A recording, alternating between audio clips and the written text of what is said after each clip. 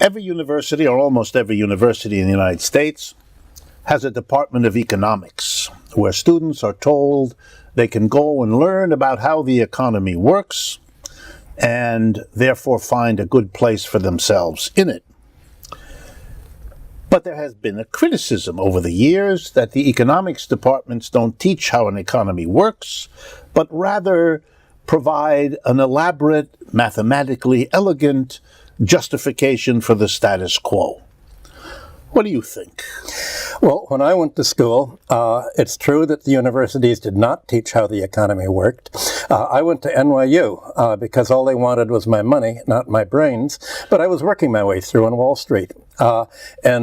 There's a difference between the undergraduate economics and graduate economics. My BA was from the University of Chicago in Germanic philology and history, and when I registered for the MA, I was told by the department chairman, that's very good. People who study economics as undergraduates usually don't do very well in the field. They're just not very imaginative. It's good you didn't have a math background. There wasn't much mathematics then. There was a money and banking course, and I was working as Chase Manhattan's balance of payments analyst, and I found that everything that was in the textbook was exactly the opposite of what happened. They had the idea that banks lend out savings, and that's how everybody gets rich, and I pointed out banks create credit, that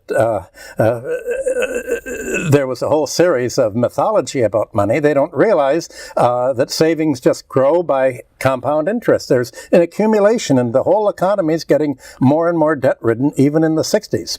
I got a C+ in the course because he said that I didn't understand how the banking system worked, that it lent to industry, and industry employs workers carrying their lunch pails in and out of the factories, and everybody gains. And I said, no, most bank loans, 80%, are all mortgage loans to the real estate sector.